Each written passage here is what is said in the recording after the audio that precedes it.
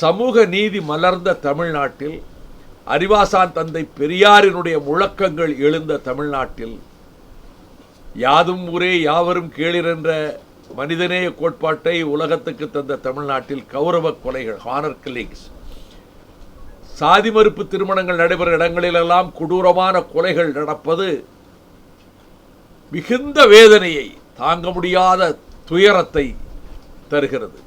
நெஞ்சில் ஈட்டியால் குத்தியது போல் இருக்கிற இந்த காட்சியை பார்க்கிற பொழுது, பொறியியல் கல்லூரியிலே படித்த மாணவர்கள், சங்கர் என்கின்ற ஒரு தலித் சமூகத்திலே பிறந்த ஒரு மாணவன், ஏழ்மையான குடும்பத்திலே பிறந்தவன், அவர் விரும்பி ஒருவரை ஒருவர் நேசித்து, அந்த கௌசல்யா என்ற பெண் இன்னொரு சமூகத்தைச் சேர்ந்தவர், தலித் அல்லாத ஒரு சமூகத்தைச் சேர்ந்தவர், அவர்கள் விரும்பி திருமணம் செய்து கொண்டார்கள். பெற்றோர்கள் போக மாட்டேன், என் கணவனோடு தான் வாழ்வேன் என்று சொல்லிவிட்டார். கிட்டத்தட்ட 8 மாதம் ஆயிருக்கு, 8 மாத காலம் ஆயிற்று. அவர்கள் வீட்டுக்கு வந்து வீட்டிலிருந்து பொருள், ஏனென்றால் பொருள்கள் வாங்க வேண்டும், சமையலுக்கோ அதுக்கோ பொருள் வாங்க வேண்டும் என்று கணவனும் மனைவியுமாக உடுமலைப்பேட்டையிலே கடைத்தெருவு பக்கம் சென்றிருக்கிறார்கள். பட்ட பகலில் கொடூரமாக அந்த சங்கர் என்ற இளைஞனை வெட்டி சாய்த்து விட்டு, அந்த அபலை பெண் கௌசல்யாவை வெட்டி போட்டுவிட்டு, எல்லோரும் பார்க்க பட்ட பகலில் அரிவாளை தோளிலே சொருகி கொண்டு அவர்கள் மிக சாவகாசமாக இருசக்கர வாகனத்திலே சென்றிருக்கிறார்கள். இது மிகுந்த கண்டனத்துக்குரியது மட்டுமல்ல, நாங்கள் பொதுவாக கடும் நடவடிக்கை அரசு எடுக்க வேண்டும் என்பது மட்டுமல்ல, இப்படி ஒரு விழிப்புணர்வை, சமூக நீதிக்கான விழிப்புணர்வை, இது மிக கொடூரமானது. மனிதநேயத்தை 1000 அடிக்கு கீழே குழி தோண்டி புதைப்பது மத்திய காலத்திலா நாம் வாழ்கிறோம்.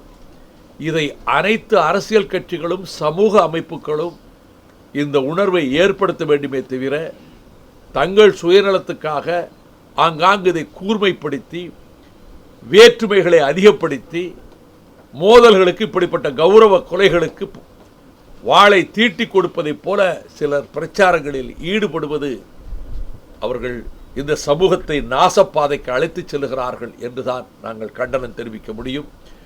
கடுமையான நடவடிக்கை இந்த கொலையாளிகள் மீது எடுப்பது மட்டுமல்ல, இத்தகைய சம்பவங்கள் நடைபெறாத அளவுக்கு சமூகத்திலே ஒரு நல்லுணர்வை ஏற்படுத்துகின்ற பணியிலே அனைத்து தரப்பினரும் ஈடுபட வேண்டும் என்பதை நான் இங்கே வலியுறுத்தி கூற விரும்புகிறேன். கடந்த ஆண்டு ஒரு சட்டமன்ற கூட்டத்தொடரில்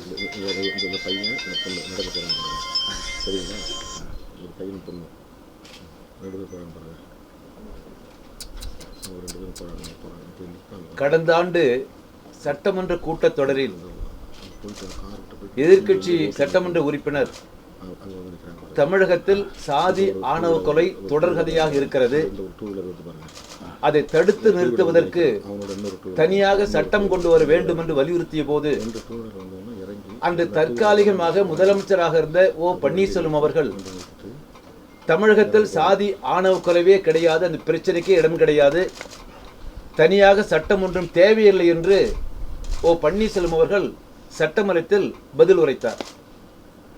அதற்கு பிறகுதான் கோகுல்ராஜ் படுகொலை, அதற்கு பிறகுதான் இன்று வைகோர்கள் விளக்கிய இந்த சாதி ஆணவ கொலை. கடந்த 3 ஆண்டுகளில் சங்கர் படுகொலை என்பது 81வது சாதி ஆணவ கொலை. 3 ஆண்டுகளில் இந்த சாதி ஆணவ கொலையை கண்டிப்பது மட்டுமல்ல, மக்கள் நல கூட்டணியின் சார்பாக நாங்கள் வெளியிட்டிருக்கக்கூடிய குறைந்தபட்ச செயல் திட்டத்தில் சாதி ஆணவ கொலை நடக்காமல் இருப்பதற்காக அல்லது நடவடிக்கை எடுப்பதற்காக ஒரு தனியாக சட்டம் கொண்டு வர வேண்டும் என்று நாங்கள் கூறியிருக்கிறோம். ஆகவே ஒட்டுமொத்தமாக இத்தகைய சாதி ஆணவ கொலை வன்மையாக கண்டிப்பதோடு சம்பந்தப்பட்ட கொலையாளிகள் மீது நடவடிக்கை எடுக்க வேண்டும். மீண்டும் வலியுறுத்துகிறோம், சாதி ஆணவ கொலை தடுப்பதற்கு தனியாக சட்டம் கொண்டு வர வேண்டும் என்றும் மக்கள் கூட்டணி சார்பாக நாங்கள் வலியுறுத்துகிறோம். நம்ம குறைந்தபட்ச செயல் திட்டத்தில் அது மிக அழுத்தமாக நாங்கள் சொல்லியிருக்கோம். நீங்களும் சொல்லுங்க. சாதியின் பெயராலும் மதத்தின் பெயராலும் கௌரவ கொலைகள் என்னும் பெயரால் தமிழகத்தில் இந்த காட்டு மிராண்டித்தனம் நாளுக்கு நாள் அதிகரித்து கொண்டே வருகின்றன. குறிப்பாக இந்த 5 ஆண்டுகளில் தென் மாவட்டங்களில் மட்டும் 600க்கும் மேற்பட்ட படுகொலைகள் நிகழ்ந்திருக்கின்றன. இதில் 70% கௌரவ கொலைகள், சாதி ஆணவ கொலைகள் என்று புள்ளி விவரங்கள் கூறுகின்றன. உடுமலைப்பேட்டையில் சங்கர், கௌசல்யா ஆகியோர் திருமணம் செய்து 6 மாதங்களுக்கு மேலாகிறது. தாயில்லாத பிள்ளை அவன் சங்கர். அப்பாவுடைய சம்பாத்தியத்தில் என்ஜினியரிங் முடித்திருக்கிறான். அந்த பெண்ணும் இந்த பையனும் ஒருவரை ஒருவர் விரும்பி திருமணம் செய்திருக்கிறார்கள்.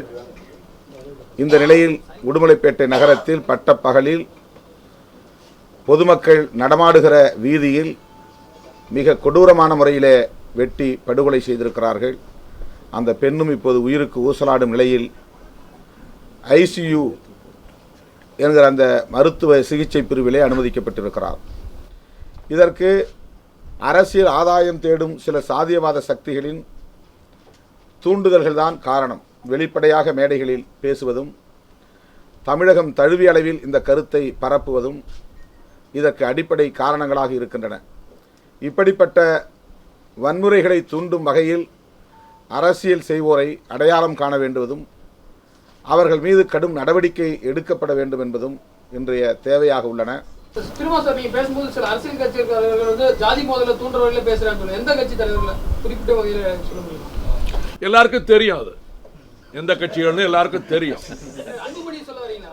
எதுக்கு நீங்களா ஒன்றை போட்டு வாங்குறீங்க? எதுக்கு இதுக்கு எதுக்கு சொல்லி இதால சொல்லணும்? எல்லாருக்கும் தெரியும்னா உங்களுக்கு தெரிய போய் தானே அந்த பேரை சொல்றீங்க. அவர் சொல்ல மாட்டார். என்ன தயக்கம்? என்ன தயக்கம்? தெரிந்தது தானே, ஊரறிந்த தானே. எதுக்கு சொல்லணும்? இல்ல, இந்த சம்பவத்தை வந்து நாங்க எதுக்காக ஒரு பேரை சொல்லணும்? அவசியம் இல்லை. அவசியம் இல்லை. வேற கேள்வி கேளுங்க.